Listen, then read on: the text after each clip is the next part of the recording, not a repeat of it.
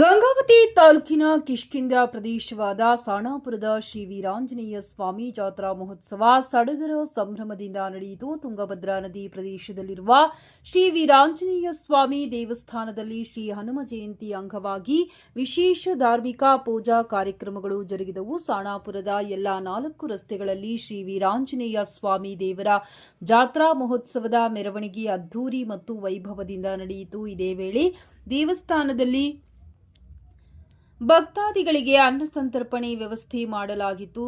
ಬೇಡಿದ ವರವನ್ನು ಕೊಡುವ ಶ್ರೀ ವೀರಾಂಜನೇಯ ಸ್ವಾಮಿ ದೇವರಿಗೆ ಕರ್ನಾಟಕ, ಆಂಧ್ರಪ್ರದೇಶ, ತಮಿಳುನಾಡು, ಮಹಾರಾಷ್ಟ್ರ ಹಾಗೂ ಇನ್ನಿತರ ಭಾಗಗಳಿಂದ ಸಾವಿರಾರು ಸಂಖ್ಯೆಯ ಭಕ್ತಾದಿಗಳು ದರ್ಶನಕ್ಕಾಗಿ ಆಗಮಿಸುತ್ತಿರುವುದು ಮತ್ತೊಂದು ವಿಶೇಷವಾಗಿದೆ.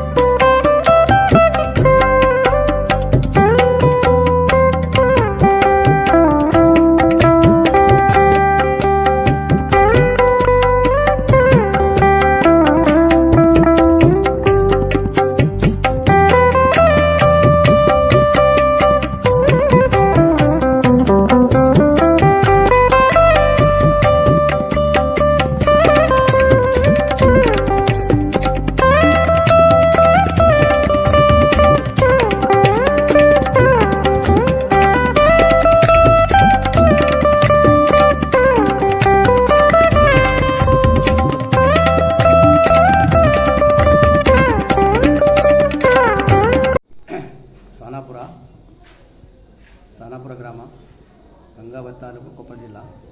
ಆಮೇಲೆ ಇಲ್ಲಿ ಬೆಳಿಗ್ಗೆ ಇಲ್ಲಿ ಉದ್ಭವ ಮೂರ್ತಿ ಅಂತಾರೆ, ಇದು ವೀರಾಂಜನೇಯ ಸ್ವಾಮಿ ದೇವಸ್ಥಾನ ಉದ್ಭವ ಮೂರ್ತಿ ತುಂಗಭದ್ರಾ ನದಿ ಪಕ್ಕದಲ್ಲಿದೆ. ಬೆಳಗ್ಗೆ 5 ಗಂಟೆಗೆ ಅಲಂಕಾರ, 5 ಗಂಟೆಯಿಂದ 7 ಗಂಟೆ ಅಲಂಕಾರ ಮಾಡಿದ್ವಿ ಗುಡಿಗೆಲ್ಲ. ಆಮೇಲೆ 8 ಗಂಟೆಗೆ ಅಭಿಷೇಕ ಮಾಡಿದ್ದೀವಿ, ಪಂಚಾಮೃತ ಅಭಿಷೇಕ, ಭಕ್ತರೆಲ್ಲ ಬಂದಿದ್ದರು. ಆಮೇಲೆ ಪಲ್ಲಕ್ಕಿ, ಇಲ್ಲಿ ಒಳಗೆ ಪಲ್ಲಕ್ಕಿ ಪೂಜೆ ಮಾಡಿದ್ದೀವಿ. ಆಮೇಲೆ ಅಥವಾ ಈ ಗಾಡಿ ಮೆರವಣಿಗೆ ಮಾಡಕತ್ತೀವಿ ಊರಾಗೆಲ್ಲ. ಆ ಮೆರವಣಿಗೆ ಬಂದ ಮೇಲೆ ಮತ್ತು ಅಥವಾ ಎಲ್ಲ ಪ್ರಸಾದ ಇರುತ್ತೆ ಇಲ್ಲಿ ಭಕ್ತರಿಗೆಲ್ಲ, ಸ್ವಾಮಿಗೆ ಅಲಂಕಾರ ಆಯ್ತು, ಎಲ್ಲ ಆಯಿತು, ಪ್ರಸಾದ ಇರ್ತದೆ ಎಲ್ಲರಿಗೆ.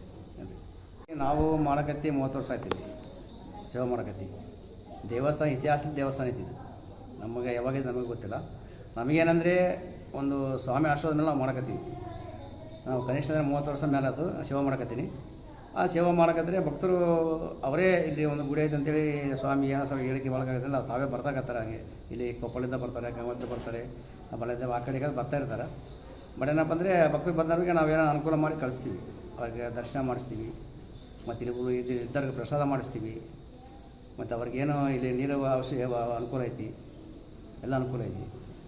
ಅವರೇ ಭಕ್ತರು ಬಂದವರೇ, ಮತ್ತು ಅವ್ರಿಗೆ ಏನೇನೋ ಬೇಡಿಕೆ ಆಗ್ಯಾವ ಅವರೆಲ್ಲ ಸ್ವಾಮಿಗೆ ಆಭರಣಗಳು ಮಾಡಿಸಿದ್ದಾರೆ, ಎಲ್ಲ ಬೆಳ್ಳಿ ಆಭರಣಗಳು ಅವ್ರು ಭಕ್ತರು ಮಾಡಿಸಿದ್ದೆವು. ಈಗ ನಮ್ಮೂರವ್ರ ಭಕ್ತರು ಇದ್ದಾರೆ, ಹೊರಗಡೆ ಭಕ್ತರು ಇದ್ದಾರೆ. ತಮ್ಮ ತಮ್ಮ ಬೇಡಿಕೆ, ತಮ್ಮ ಸ್ವಾಮಿ ಆಶೀರ್ವಾದ ಆದಮೇಲೆ ತಾವು ಮಾಡಿಸಿದ್ದಾರೆ ಇವೆಲ್ಲ ಆಭರಣಗಳೆಲ್ಲ, ಸ್ವಾಮಿ ಭಕ್ತರೆಲ್ಲ ಮಾಡಿಸಿದ್ದಾರೆ. ಹಂಗೆ ಸ್ವಲ್ಪ ಇಂಪ್ರೂವ್ ಆಗಿದೆ ಎಷ್ಟು ಮನೆಗೆಲ್ಲ. ನಮ್ಮ ಊರನ್ನ ಕೂಡ ಎಲ್ಲ ಒಗ್ಗಟ್ಟಾಗಿ ಮಾಡಬೇಕಂತೇಳಿ ಒಂದು ಹಿಗ್ಗೈತೆ ಅವರಿಗೆಲ್ಲ, ಇಂಪ್ರೂವ್ ಮಾಡಬೇಕು. ನಮ್ಮ ಕೂಡ ದೇವಸ್ಥಾನ ಇದು ಬಿಟ್ಟರೆ ಬೇರೆ ಇಲ್ಲ, ಸ್ನಾನ ಅಂತೇಳಿ ಭಕ್ತರು ಕೂಡ ಅವ್ರಿಗೆ ಭಾಳ ಮನಸ್ಸು ಐತೆ ಮಾಡ್ಬೇಕಂತೇಳಿ. ನಮ್ಮ ಊರನ್ನ ಒಗ್ಗಟ್ಟಿದ್ದಾರೆ ಮಾಡ್ಬೇಕಂತೇಳಿ ಕಮಿಟಿ ಒಂದು ಮಾಡಬೇಕು. ಕಮಿಟಿ ಆದರೆ ಇಂಪ್ರೂವ್ ಆಗುತ್ತೆ. ಹಂಗೆ ಸರಿ. ಅಂದರೆ ಇತಿಹಾಸದ ರಾಜರ ಕಾಲದ ಐತೆ ಸ್ವಾಮಿ ಇದು, ಈಗಿಂದಲ್ಲ. ಬಟ್ ಏನಪ್ಪ ಅಂದರೆ ಇಲ್ಲಿ ಹಳೆ ದೇವಸ್ಥಾನ ಸೋನಾಪುರ ಗ್ರಾಮದಲ್ಲಿ ಆಳೂರು ಅಂತಾರೆ ಇದಕ್ಕೆ. ಅಂದರೆ ಹಂಗೆ ಇತ್ತು, ನಮ್ಮ ಊರವ್ರು ಹಂಗೆ ಬಂದು ಕಾಯಿ ಹೊಡೆದು ಕರ್ಪೂರ ಮಾಡ್ಕೊಂಡು ಹೋಗ್ತಿದ್ರು ಭಾಳ ವರ್ಷದಿಂದ. ಮತ್ತು ನನಗೆ ಸ್ವಾಮಿ ಮನಸ್ಸು ಕೊಟ್ಟಾನ, ಅದರಿಂದ ನಾನು ಮಾಡಕತ್ತೀನಿ, ಸೇವೆ ಮಾಡಕತ್ತೀನಿ 30 ವರ್ಷದಿಂದ. ಹಂಗೆ ದಿವಸ ತಿಂಗಳಿಗೆ ವರ್ಷಕ್ಕೆ ಇಂಪ್ರೂವ್ ಆಯ್ತು. ಇಲ್ತನ ಇಂಪ್ರೂವ್ ಬಂದರೆ ಭಕ್ತರೆಲ್ಲ ನಮ್ಮ ಕಡೆ ಗುಡಿ ಕಡೆ ಬಂದರು, ಸ್ವಾಮಿನ ಬೇಡ್ಕೊಂಡ್ರು. ಅವರು ಮಕ್ಕಳಾಗಲಿದ್ದವರು ಮಕ್ಕಳು ಬೇಡ್ಕೊಂಡ್ರು, ಮಕ್ಕಳು ಆಗಿದ್ದಾವೆ. ಲಗ್ನ ಆದವ್ರು ಲಗ್ನ ಆಗಬೇಕಂತ ಬೇಡ್ಕೊಂಡ್ರು, ಲಗ್ನ ಆಗೈತಿ. ಆಮೇಲೆ ಆರೋಗ್ಯ ಬೇಕಂತ ಅವ್ರಿಗೆ ಮಾಡ್ಕೊಂಡಾರ, ಆರೋಗ್ಯ ಬೇಸಾಗೈತಿ. ಅವರೇ ಆಭರಣ ಮಾಡಿಸಿದ್ದಾರೆ. ಯಾಕಂದರೆ ಈಗ ಆರಾಮಾದವರು ಶಿವಪುರವ್ರು ಇದ್ದಾರೆ, ಆನೆಗೊಂದರ ಇದ್ದಾರೆ, ಮಕ್ಕಳಾದವರು ಗಂಗಾವತಿಯವರು ಇದ್ದಾರೆ, ಮತ್ತು ರಾಯಚೂರಾಗ ಇದ್ದಾರೆ, ಶಿರವಾರದಾಗ ಇದ್ದಾರೆ, ಮತ್ತು ಬೆಂಗಳೂರಾಗ ಕೂಡ ಇದ್ದಾರೆ ಭಕ್ತರು ನಮಗೆ. ಮತ್ತು ನಮಗೆ ಚೆನ್ನೈದಾಗ ಇದ್ದಾರೆ. ಅವರೆಲ್ಲ ಫೋನ್ ಮುಖಾಂತರನೇ ಸ್ವಾಮಿ ಆಶೀರ್ವಾದ ಮಾಡ್ಕೊಂಡು ಅವರಿಗೆಲ್ಲ ಕಷ್ಟ ಸುಖೆಲ್ಲ ಬಗೆಹರಿಸ್ಕೊಂತಾರೆ. ಆದರೆ ಹಂಗಾಗಿ ಅವರೆಲ್ಲ ಈ ಥರ ನಾವು ಸ್ವಾಮಿಗೆ ಏನು ಬೇಕು ಸ್ವಾಮಿ ಬೆಳ್ಳಿ ಆಭರಣಗಳು ಅಂತೆಲ್ಲ ಅವ್ರು ನೋಡಿ ಬೆಳ್ಳಿ ಆಭರಣ ಮಾಡಿಸ್ಯಾರೆ. ಅವರೇ ಬಾಲ ಒಬ್ಬರು ಮಾಡಿಸ್ಯಾರೆ, ಕವಚ ಒಬ್ಬರು ಮಾಡಿಸ್ಯಾರೆ, ಕೈಯೊಬ್ಬರು ಮಾಡಿಸ್ಯಾರೆ, ಶೆಡ್ಡೊಬ್ಬರು ಮಾಡಿಸ್ಯಾರೆ, ಮತ್ತು ಕಾಲೊಬ್ಬರು ಮಾಡಿಸ್ಯಾರೆ, ಕಿರೀಟ ಒಬ್ಬರು ಮಾಡಿಸ್ಯಾರೆ, ಅಥವಾ ಇನ್ನು ಬಂಗಾರ ನಾಮ ಒಬ್ಬರು ಮಾಡಿಸ್ಯಾರೆ. ಏನು ಸ್ವಾಮಿ ಇನ್ನು ಈ ಒಂದು ಗಜ ಒಂದು ಮಾಡಿಸಿ ಅಂತ ಬೇಡ್ಕೊಂಡ್ರೆ ಒಬ್ಬರು, ಮತ್ತು ಇದು ಸೆಟಗೊಬ್ಬರು ಒಂದು ಮಾಡಿಸ್ಯಾರ. ಇವರೆಲ್ಲ ಭಕ್ತರು ಮಾಡಿಸಿದ್ದೆ. ಅಂದರೆ ಇಲ್ಲಿ ಬಂದು ಯಾರು ಬಂದು ಏನು ಬೇಡ್ಕೊಂಡ್ರೆ ಅದು ಖಂಡಿತ ಆಗುತ್ತೆ, 100% 100% ಸತ್ಯ ಆಗುತ್ತೆ. ಇದು ಇಲ್ಲ ಅಂಬೋದಿಲ್ಲ, 100% ಕೂಡ ಸ್ವಾಮಿ ಆಶೀರ್ವಾದ ಐತಿ. ಅವರ ನಿತ್ಯ ಭಕ್ತಿಲಿಂದ ಬಂದು ಕಾಯಿ ಕರ್ಪೂರ ಮಾಡಿಸಿ ಸ್ವಾಮಿ ಪ್ರದರ್ಶನ ಮಾಡಿ ಬೇಡ್ಕೊಂಡ್ರೆ 100% ಆಗುತ್ತೆ. ವಿದ್ಯೆ ಇದ್ದವರು ವಿದ್ಯೆ ಬಂದೈತಿ, ಮತ್ತು ಫೇಲ್ ಆದವರು ಪಾಸ್ ಆಗ್ಯಾರ, ಮತ್ತು ಪ್ರಮೋಷನ್ ಆಗೈತಿ, ನೌಕರಿ ಬಂದೈತೆ ಭಾಳ ಮಂದಿಗೆ. ಏನು ಸ್ವಾಮಿ ಈ ಥರ ಎಲ್ಲ ಆಗೈತಿ. ಅವರವರು ಭಕ್ತಿ ಸ್ವಾಮಿ ಆಶೀರ್ವಾದ ಹಿಂಗೆಲ್ಲ ಐತಿ. ಗ್ರಾಮ ಪಂಚಾಯತಿ ಮಾಜಿ ಅಧ್ಯಕ್ಷರು ಅಶೋಕ್ ನಾಯ್ಡು. ಹಿಂದಿನ ಕಾಲದಿಂದ ಸುಮಾರು 700 ವರ್ಷ ಇತಿಹಾಸ ಇರುವಂಥದ್ದು ದೇವಸ್ಥಾನ ಇವತ್ತು. ಇದು ಪ್ರತಿ ನಮ್ಮ ಜಯಂತಿ ದಿನ ಉತ್ಸವ ಮಾಡ್ತೀವಿ, ಜಾತ್ರೆ ಮಾಡ್ತೀವಿ. ಅತಿ ಹೆಚ್ಚಿನ ಜನಸಂಖ್ಯೆ ಬರ್ತಾರೆ, ಸುಮಾರು ಒಂದು 5,000 to 6,000 ಜನ ಸೇರುವಂಥದ್ದು. ಎಲ್ಲ ಊರಿಂದ ಮತ್ತು ಊರಿನವರೆಲ್ಲರೂ ಕೂಡ ಬಂದು ಇಲ್ಲಿ ಆಚರಣೆ ಮಾಡುವಂಥದ್ದು ದೊಡ್ಡ ಇತಿಹಾಸದಿಂದ ಇರುವಂಥ ದೇವಸ್ಥಾನ ಇದು ನಮ್ಮೂರಲ್ಲಿ. ಅಕ್ಕಪಕ್ಕ ಕಾಲದಿಂದ ಇರೋದು, ಸುಮಾರು 700 ವರ್ಷ ಇತಿಹಾಸ ಇರೋದು. ವಿಭಜನೆಯಾಗಿ ಮಾಡಿದ್ದಾರೆ. ಇಷ್ಟೆಯಿಂದ ಸುಮಾರು ಒಂದು 25-30 ವರ್ಷದಿಂದ ಸೇವೆ ಮಾಡ್ತಾ ಇದ್ದಾರೆ. ನಮ್ಮ ಮಾವನವರಾಗಿರುವಂಥ ಸ್ವಾಮಿ ಅಂತ ಹೇಳಿ ಪ್ರಸಿದ್ಧಿಯಾಗಿ ಭಾಗದಲ್ಲಿ ಪ್ರಸಿದ್ಧಿಯಾಗಿರುವಂಥ ಇದನ್ನು ಬೆಳೆಸಿರೋರು ಈ ಊರಿನವರೆಲ್ಲ ಸೇರಿ ಯಾವುದೇ ಕುಲ ಮತ ಭೇದ ಇಲ್ಲ, ಎಲ್ಲ ಸರ್ವಧರ್ಮಗಳನ್ನೆಲ್ಲ ಒಂದುಗೂಡಿ ಇಲ್ಲಿ ಆಚರಣೆ ಮಾಡ್ತಾರೆ. ನಾನು ಸ್ವಾಮಿಯವರು ಕೂಡ ನಾನು ಧನ್ಯವಾದ ಹೇಳ್ತೀನಿ. ಯಾಕಂದರೆ ಇದಕ್ಕೆ ಮುಂಚೆ ಸುಮಾರು ಒಂದು 15-20 ವರ್ಷದಿಂದ ಅವರೇ ಸ್ವಂತ ಇದರಿಂದ ಒಂದು ಚೆನ್ನಾಗಿ ಮಾಡ್ಕೊಂಡು ಬರ್ತಾ ಇದ್ದಾರೆ. ಇನ್ನೂ ಹೆಚ್ಚಿನದಾಗಿ ಬರೋ ದಿನಗಳು ಇನ್ನೂ ಹೆಚ್ಚಿನದಾಗಿ ಮಾಡುವಂಥದ್ದು ನಮ್ಮೆಲ್ಲರ ಕರ್ತವ್ಯವಾಗಿದೆ.